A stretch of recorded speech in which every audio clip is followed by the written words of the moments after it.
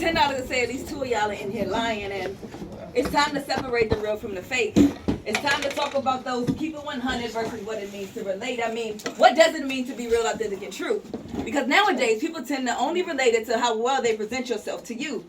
See, we live in a time where transparency is mistaken for a mirror. Like, if I clean up my surface, then I can show you yourself clearer with lies like, I'm fine, good, thanks, I'm chilling.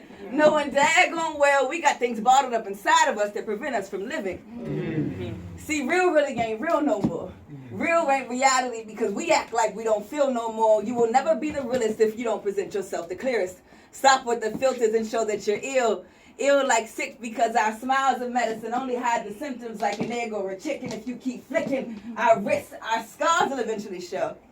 Band-aids and bruises, bumps cut you're losing, but we turn off the scoreboard so nobody sees our gameplay really ain't producing.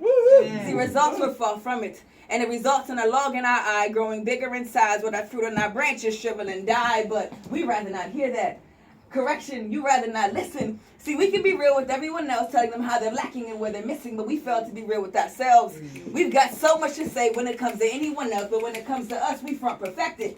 Then go home to our infected reflections, sitting in uncorrected depressions to plan out tomorrow's impressions, or should I say oppressions?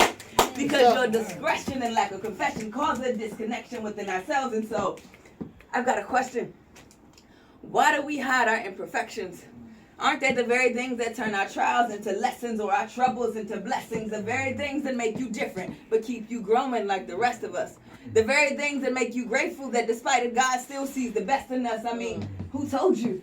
You had to live a life battling, defeating thoughts, patterns, and processes that welcome harmful greetings as if you weren't birthed to be free.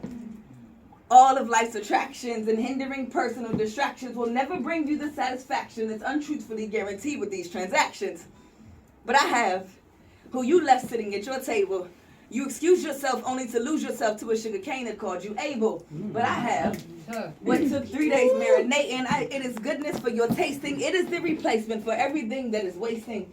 Because I promise there's more to you than what you've been through and what you've seen. And there's so much in store for you based on the greatness beneath your scenes. But I know you'll never see it without the change needed for believing.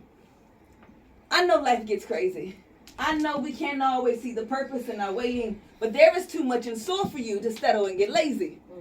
My name is Courtney, but I go by Cookie B, and there's a lot of weird stuff that be happening in these streets. My goal is to provoke good in things we feel and see. Spoken word, my means of communication, bunch of words to push you into greatness, your reminder that you're amazing, our power to beat what we're faced with, cause you have access to a God who graces everything you are and everything you touch. Everything will be coming will never be too much. You ain't extra and you ain't basic. Everything about you was intentionally created and I want you to see it. So I'm here to shed light on all you have to be it. In peace. Come on.